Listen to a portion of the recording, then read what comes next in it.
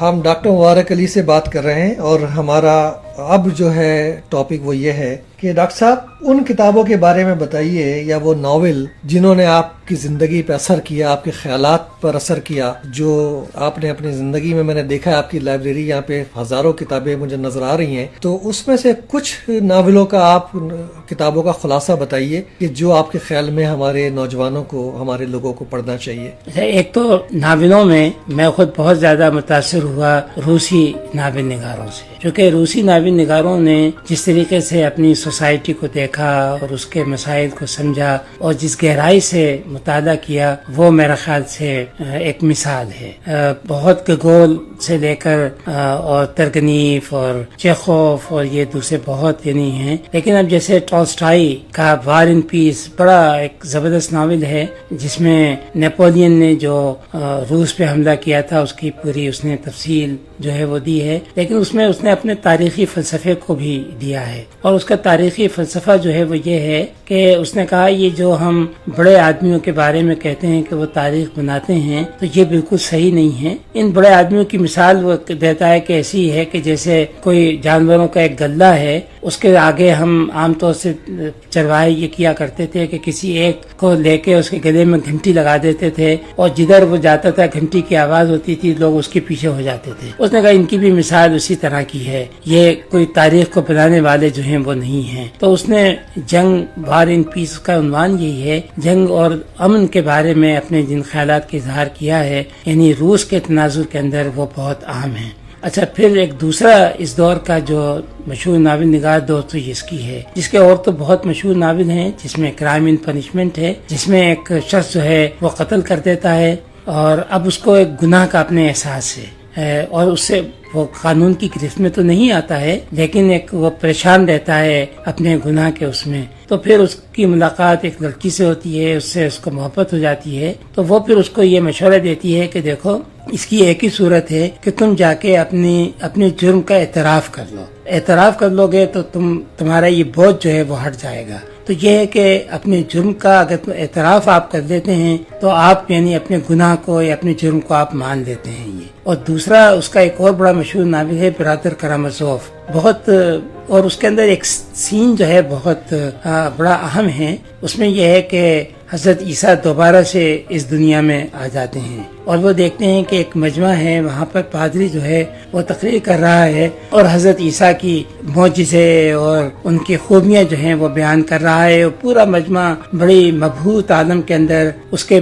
یعنی بیانات کو سن رہا ہے اور بڑا متاثر ہو رہا ہے۔ جب وہ پادری فارغ ہوا آیا تو حضرت عیسیٰ اسے کہنے لگے کہ میں عیسیٰ ہوں، اور تم نے اب تک جو کچھ بھی اس مجمع کو میرے بارے میں بتایا وہ تو میں نہیں تھا، وہ تو تم نے سارا غلط کہا۔ تو پادری نے کہا کہ واپس تم جاؤ، اب ہمیں تمہاری ضرورت نہیں، ہمیں اسی عیسیٰ کی ضرورت ہے جس کا میں نے اب بیان کیا ہے۔ تو یعنی یہ ہے کہ کس طریقے سے وقت کے ساتھ لوگ جو ہیں مذہب کو بدل لیتے ہیں، مذہبی شخصیات کو بدل لیتے ہیں، ان کے افکار کو بدل لیتے ہیں تاکہ ان کے ذریعے سے اپنے مفادات جو ہیں ان کو پورا کریں۔ اور ایک اور بڑا مشہور ناول جو ہے وہ پھر اس کے بعد فرانس کے ناول نگار بڑے مشہور ہیں، وکٹر ہیگو کا ناول لے میزرابل، اور بڑی مختصر سی اس کی کہانی ہے کہ ایک شخص جو ہے روٹی چوری کرتا ہے، اس روٹی چوری کرنے کے جرم میں پولیس اس کو گرفتار کرنے کے پیچھے ہے، اور وہ مطلب کہ فرار ہوا ہے۔ اب وہ شخص جو ہے اس کا پورے یعنی زندگی کا ایک وہ ہے کہ بڑا کامیاب بزنس مین بن جاتا ہے، لیکن جو پولیس انسپکٹر ہے اس کے پیچھے پیچھے ہے کہ وہ کہاں ہے،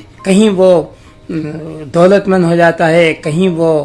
بڑا منتخب ہو کے عہدیدار بن جاتا ہے، کہیں کچھ ہے، لیکن وہ پولیس مین اس کے پیچھے ہے کہ میں اس کو سزا دے کے چھوڑوں گا چونکہ اس نے چوری کی۔ لیکن آخر میں پھر وہ بتاتا یہ ہے کہ خود پولیس مین آخر میں سوچتا ہے کہ یار بھائی اس نے ایک روٹی چوری کی، بھوکا آدمی تھا، اور یہ کیا قانون ہے کہ میں پوری اس کی زندگی کو تباہ کرنے کے پیچھے ہوں اور اس کو چھوڑ نہیں رہا ہوں۔ آخر میں یہ ہے کہ وہ پولیس انسپکٹر خود جو ہے یعنی تک آ کے خودکشی کر لیتا ہے کہ اس سے بہتر یہ ہے کہ میں خودکشی کر لوں، اور اس قانون پہ عمل کرانے سے بہتر جو ہے وہ یہ ہے۔ تو یہ فرانس کے جو ناول نگار ہیں ان کے ناول نگاروں کے اندر مثلاً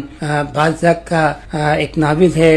بڈھا گوریو، وہ بھی بہت اہم ناول ہے اس لحاظ سے کہ فرانس کا معاشرہ جس طریقے سے بدل رہا تھا، ایک بورژوا کلاس آ رہی تھی جس میں آہستہ آہستہ انسانی خصوصیات یا انسان کی جو کریکٹر کی اہم باتیں ہیں وہ ختم ہو رہی تھیں اور دولت جو ہے اس کی جگہ آ گئی تھی۔ اب انسان کی عزت جو ہے دولت سے ہو رہی تھی، اس کے کردار سے نہیں ہو رہی۔ اب کسی کو کوئی یہ نہیں دیکھتا تھا کہ یہ آدمی ایماندار ہے، یہ آدمی خوددار ہے، یہ آدمی پرہیزگار ہے، بلکہ یہ دیکھتے تھے کہ یہ اس کے پاس کتنی دولت ہے۔ تو اس میں بتایا یہ ہے کہ خود اس کی بیٹیاں جو ہیں کس طریقے سے دولت کے پیچھے اس سے اپنے باپ کو کا استحصال کرتی ہیں، اس سے پیسے حاصل کرتی ہیں اور پھر وہ نئے فیشن کرتی ہیں، گاڑیاں خریدتی ہیں تاکہ ان کی معاشرے کے اندر عزت ہو۔ تو کس طریقے سے سوسائٹی جو ہے وہ بدلتی ہے اور کس طرح سوسائٹی کے معیار بدلتے ہیں، کس طریقے سے انسان جو ہے اس کو اس کی عزت کی ویلیو جو ہے وہ بدل جاتی ہیں، وہ اس ناول میں بہت اچھے طریقے سے بیان کی گئی ہیں۔ تو انگلینڈ کے اندر آتے ہیں تو ہم چارلس ڈکنس کے ناولز پڑھیں تو اس کے اندر ہمیں پورا اس وقت کے انگلستان کا معاشرہ نظر آتا ہے کہ یتیم خانے ہیں، فقیروں کے مطلب کہ پورے گروپ ہیں جو اس کو ہم کہیں پیشہ ور فقیر جو مانگ رہے ہیں۔ یہ وہ وقت ہے جبکہ انگلستان کا ملک جو ہے وہ دنیا کا یعنی امپیریل اسٹیٹ تھی، ایشیا افریقہ کے ملک اس کے قبضے میں تھے، لیکن خود اس کے اپنے معاشرے کے اندر عام لوگ جو ہیں کس غربت کی حالت گزار رہے تھے، وہ اس کے پورے ناولوں کے اندر وہ جھلک آپ کو جو ہے وہ ملتی ہے۔ اگر ہم ہندوستان کے اندر اپنے ملک میں آ جائیں، انڈیا پاکستان میں، تو یہاں پر پریم چند کے افسانے اور ان کے ناول بہت اچھے ہیں، پھر قرۃ العین ہیں اور پھر منٹو ہیں، مطلب کہ ان لوگوں نے کوشش کی ہیں کہ اپنی سوسائٹی کی خرابیاں جو ہیں ان کو ظاہر کریں۔ تو ناول ایک لحاظ سے ایک بہت اہم جس کو ہم کہیں میڈیم ہے، لیکن اس کے لیے ضروری ہوتا ہے کہ لکھنے والا یا ناول نگار جو ہے اس کے اندر اتنی گہرائی ہونی چاہیے کہ اپنے معاشرے کا، اس کے ذہن کا، اس کے مسائل کا مطالعہ کر کے اور اس کی پوری عکاسی جو ہے اپنے ناولوں کے اندر کر سکے۔